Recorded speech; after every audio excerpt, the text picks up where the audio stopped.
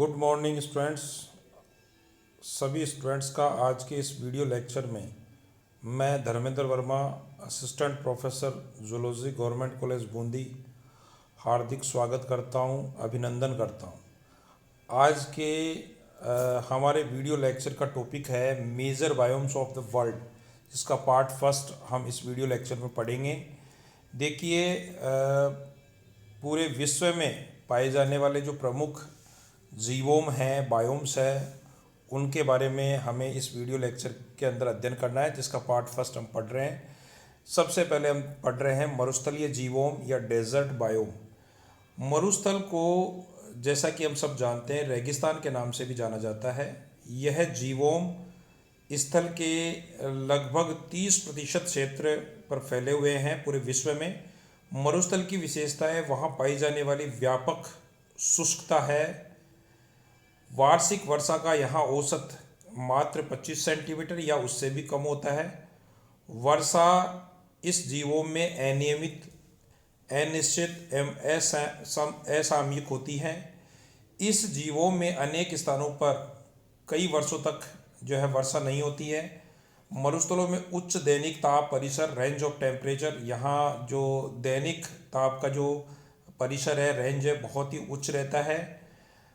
सामान्यतः यहाँ वनस्पति विहीन स्थिति होती है। चट्टानी या रेतीली धरातल होने के कारण यहाँ दिन में तापक्रम बहुत अधिक होता है और रात्रि में तापक्रम बहुत ही न्यून रहता है। उच्च तापमान के कारण वाष्पीकरण या इवेपोरेशन की दर भी यहाँ ऊंची रहती है। यहाँ पवन का प्रवाह भी आंधियों के रूप में होता है। जलवायवीय एवं धरातलीय विशेषताओं के कारण मरुस्थलों में प्रायः आंतरिक अपवाह, इनलैंड ड्रेनेज पाया जाता है, जो कि यहाँ की महत्वपूर्ण विशेषता है। संयुक्त राज्य अमेरिका यूएसए में कोलोरेडो तथा मिस्र की नील नदियों को छोड़कर कोई भी नदी सामान्यतः सागर तक नहीं पहुँच पाती है और मरुस्थल के अंदर ही लुप्त हो जाती है। स्थिति के आधार पर विश्व के मरुस्थलों को हम मुख्य रूप से 3 वर्गों में विभाजित कर सकते हैं। पहला ध्रुवीय मरुस्थल, पोलर डेजर्ट्स। दूसरा मध्य अक्षांशीय मरुस्थल, मिड लैटिट्यूड डेजर्ट्स। तीसरा है निम्न अक्षांशीय मरुस्थल, लो लैटिट्यूड डेजर्ट। सबसे पहले हम बात करें ध्रुवीय मरुस्थल, पोलर डेजर्ट की बात करें। ध्रुवीय मरुस्थल सदैव हिमाच्छादित रहते हैं, हिम से आच्छादित रहते हैं। यहाँ पर बर्फ जमी रहती है। ठंडी जलवायु के कारण यहाँ सामान्यतः वनस्पति नहीं उग पाती है।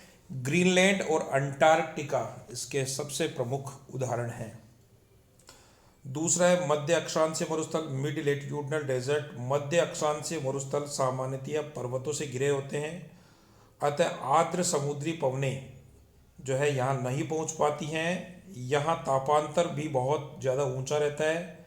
ऐसी स्थिति संयुक्त राज्य अमेरिका में ग्रेट बेसिन में, अर्जेंटीना में पैटागोनिया में और मंगोलिया में जो है गोदी में तथा यूरेशिया में तुर्किस्तान इसके प्रमुख एग्जाम्पल्स हैं, उदाहरण हैं।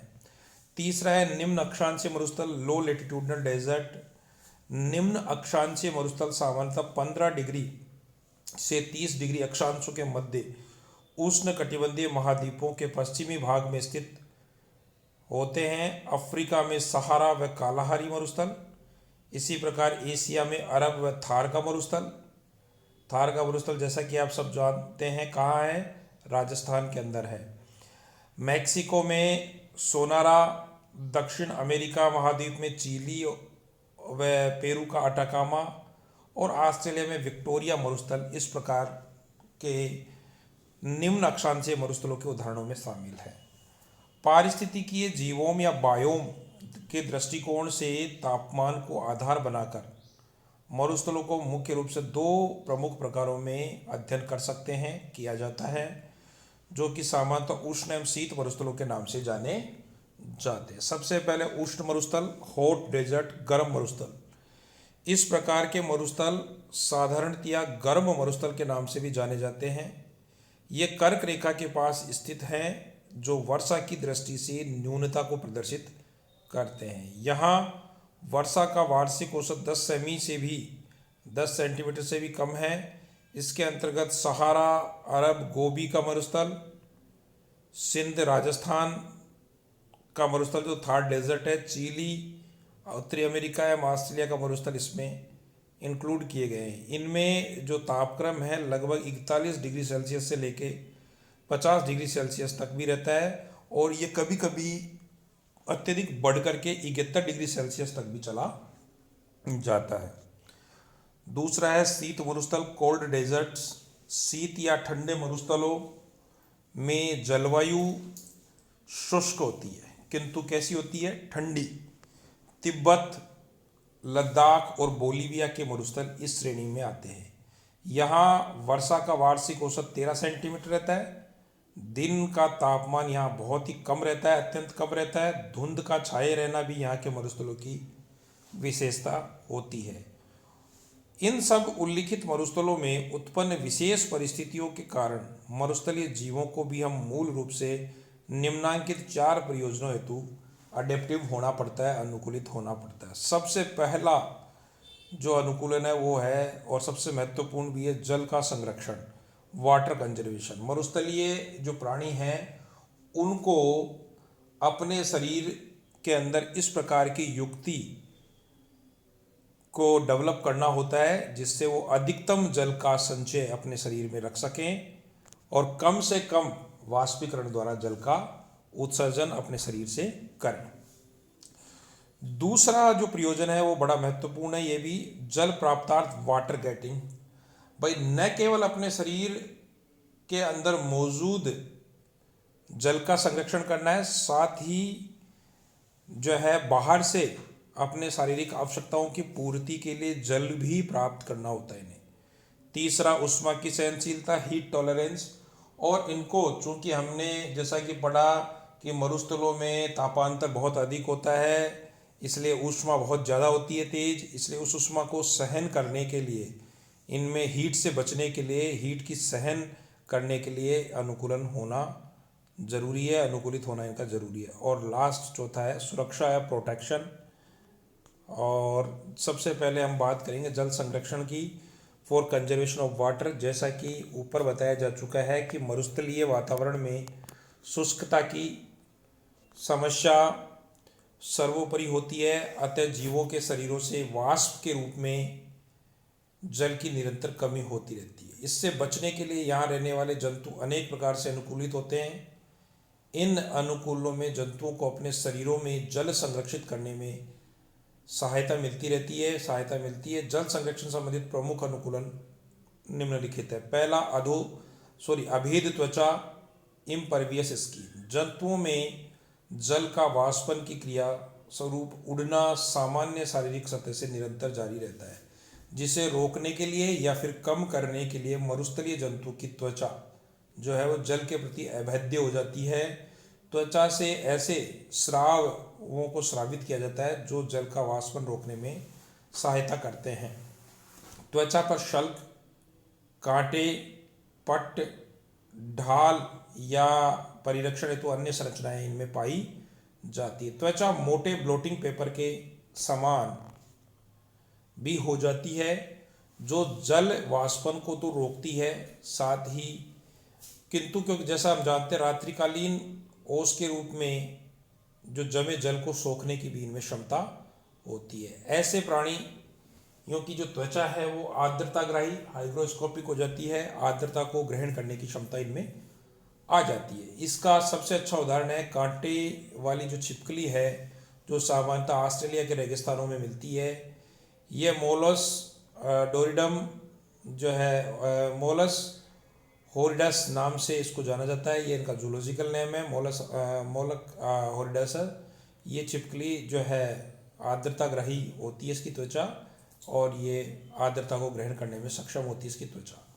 अगला जो कैरेक्टर है वो है बड़ा बिलीय प्रकृति, ब्रोविंग नेचर। जंतुओं जो कि रेगिस्तान में रहते हैं सामान्यतः बिलीय प्रकृति के होने के कारण ये क्या करते हैं कि दिन के समय जब गर्मी और ऊष्मा बहुत ज़्यादा होती है, हीट बहुत ज़्यादा होती है, उस समय सामान्यतः ये अपने बिलों में छिपे रहते हैं। सामान्यतः ये दिन के समय अपने बिलों में रहते हैं ताकि वाष्पन द्वारा जो जल की हानि है वो उसको कम से कम किया जा सके। कई बिलकारी जो जंतु हैं अपने बिलों के अंदर भी जो है अपने मुंह भी क्या करते हैं, दिन के समय बंद कर लेते हैं। इस प्रक्रिया द्वारा जहाँ वाष्पन बहुत कम से कम हो पाता है और जंतुओं को गर्मी से इससे राहत भी मिलती है। तीसरा जो है रात्रिचर स्वभाव, नॉकटर्नल हैबिट। दिन के समय जैसा कि हम सब जानते हैं तापक्रम वातावरण में बहुत अधिक होता है, ऊष्मा बहुत ज़्यादा होती है। उसके कारण सामान्यतया जो है मरुस्थलीय प्राणी हैं वो दिन के समय अक्सर अपने बिलों में रहते हैं, और जब रात्रि के समय टेम्परेचर काफ़ी निम्न हो जाता है, काफ़ी दिन के समय बहुत कम हो जाता है, उस समय सामान्यतः बाहर निकलते हैं। इसलिए सामान्यतया दिनचर न होकर रात्रिचर नॉकटर्नल होते हैं। रात्रि में तापमान कम होने के कारण वाष्पन की समस्या बहुत ज़्यादा नहीं होती, बहुत कम होती है। अधिकांश जीव पोषण की आवश्यकता की पूर्ति रात्रिकाल में ही करते हैं। रात्रिकाल में आवासीय विशेषता के कारण भोजन भी प्रचुर मात्रा में इनको उपलब्ध हो जाता है, और रात्रिचर होना मरुस्थलीय जंतुओं का एक प्रमुख लक्षण माना जाता है। एस्टिवेशन देखिए, जेबी चूहिया है जिसको हम पॉकेट माउस कहते हैं, कंगारू चूहा है, जैसे जंतु गर्मी से बचाव के लिए निश्चेष्ट होकर पड़े रहते हैं, जिससे जल संरक्षण करने में इनको सहायता मिलती है।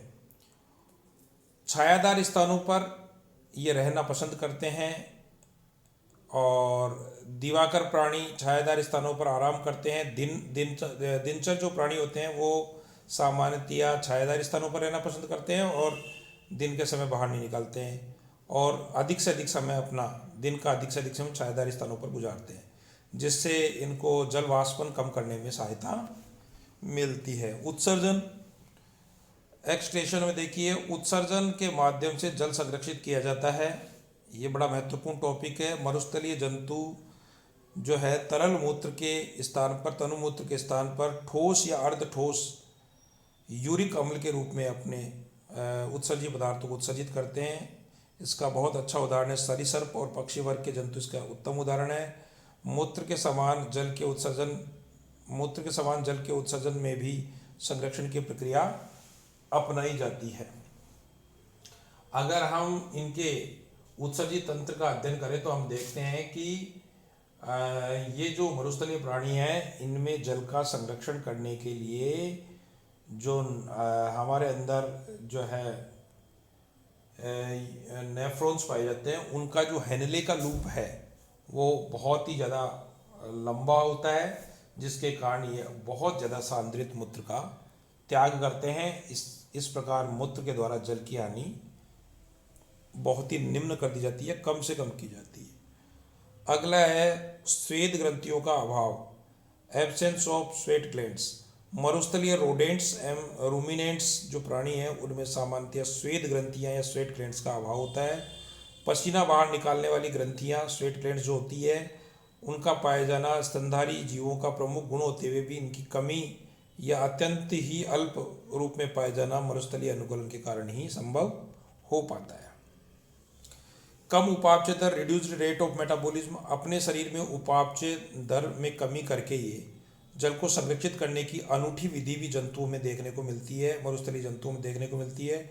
ओरिक्स नामक अफ्रीका का जो एंटीलोप है वो अपना जो उपापचय है उसकी दर को कम रखता है, फलस्वरूप जल संरक्षण में बहुत ही सहायता मिलती है।